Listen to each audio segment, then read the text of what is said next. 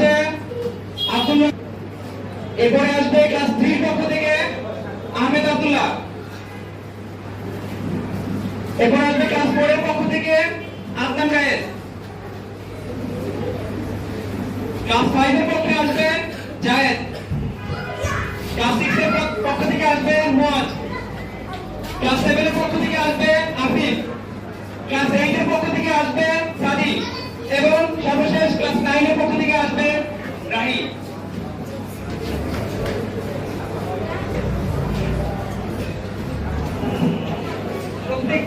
প্রত্যেক ক্লাসের গ্রুপ লিডারগুলো তাদের নিজ ক্লাসের সামনে দাঁড়িয়ে যাবে।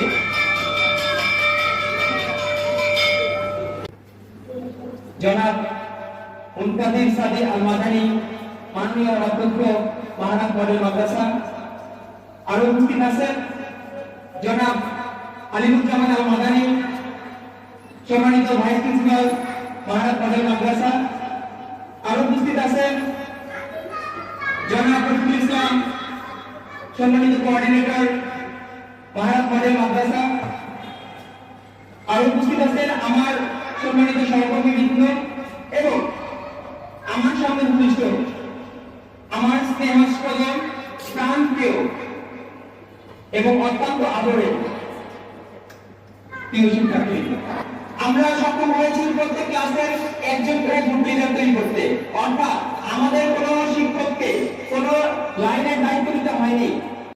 আপনার জীবনে আপনি এখনই যত ছোটই হন না কেন একটা টার্গেট ফিক্স করে যে আপনি জীবনে কি হতে চান। ইসলামিক স্কলার হতে চান, মহাদিস হতে চান, মুফাসসির হতে চান, আপনি কি হতে চান? নাকি ডাক্তার ইঞ্জিনিয়ার হতে চান, নাকি আরো অন্য কোনো বড় কিছু হতে চান? পৃথিবীতে আপনি একটা মডেল হতে চান, কিভাবে আপনি কি ধরনের মডেল হতে চান? আর সেই মডেল হয়ে আপনি সারা পৃথিবীর মুসলিম হোক অমুসলিম হোক সারা পৃথিবীর সমস্ত মানুষের জন্য আপনি কল্যাণ। যারা তত্ত্বাবধানে রয়েছেন তারা শুরু থেকে জানুয়ারি থেকে অক্লান্ত পরিশ্রম করেছেন এবং করার পরে আজকে দিনের থেকে করি এবং লাস্ট এই মাসের নভেম্বর মাসে যে থেকে করি এগুলো অত্যন্ত চমৎকার হয়েছে। আমি মনে করি কোনো স্কুল ক্যাডেট স্কুলগুলো তোমাদের সাথে পারবে না। আমার টুপিটা সোজা কিনা এটা আমার একটা শৃঙ্খলের একটা অংশ, এটা দিয়ে আমি শিখতেছি যে আমার টুপিটা সোজা করতে হবে।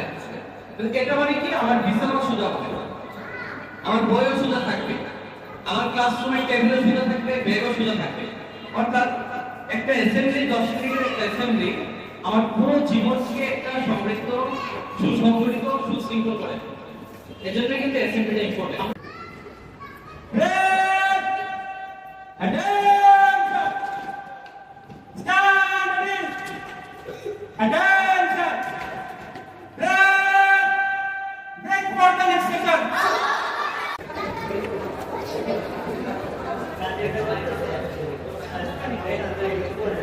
Go into the line. Do not break your line. Go past.